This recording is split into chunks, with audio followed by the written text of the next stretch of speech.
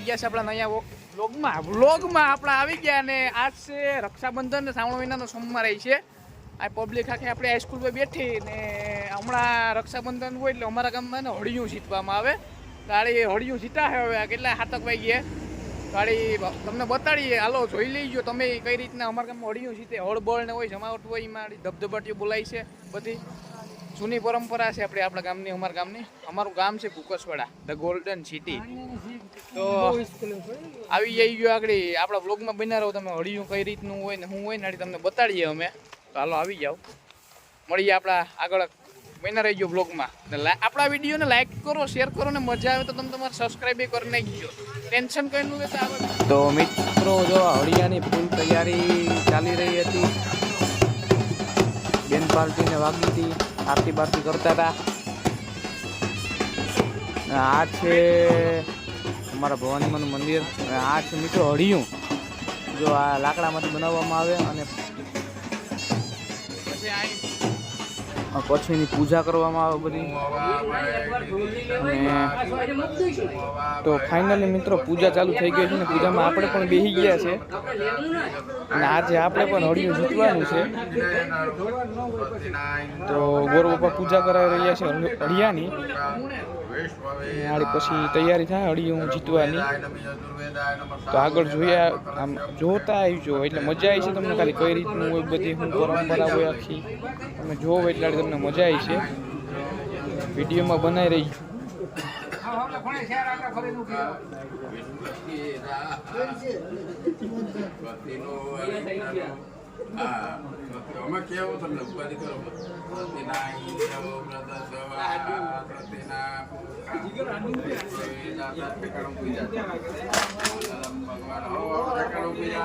તો હવે પૂજા સમાપ્ત થઈ ગઈ છે અને તૈયારી કરવા ફાઇનલી તૈયારી થઈ ગઈ ને માણસો આવી ગયા બધી હોળિયું જોવા. તો આપણે આડી જીતશું હવે હોળિયું જીતવા.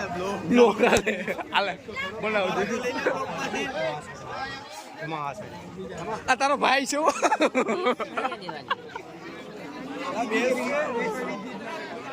તો તૈયારી થઈ ગઈ છે ને બધી માણસો આવી ગયા છે હળિયું જોવા માટે. જો આ હળિયું છે અને આ રીતના ઊંચું પકડવામાં આવે છે અને સાંભેથી દોરડા આવે પછી એને આંબાનું હોય છે અને પકડી લેવાનું હોય છે.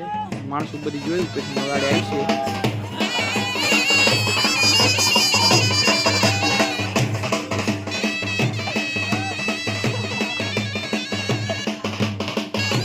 અને પહેલો દ્વારો મિત્રો આપણો દોડવાનો આવ્યો છે હળિયુંમાં. તો આપણે જો હળી કાઢીને આવીએ હવે જો ખાલી.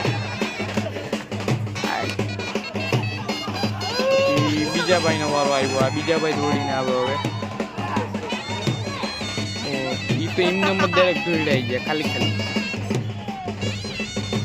હવે ભાવેશભાઈ. ઓહો ભાવેશભાઈ પણ મહેનત સારી કરી પણ નડાવ્યો. સાવનભાઈ પણ સીધો દોડાવ્યો. તારીને સાવનભાઈ કાપડ લઈને ભાગી ગયા.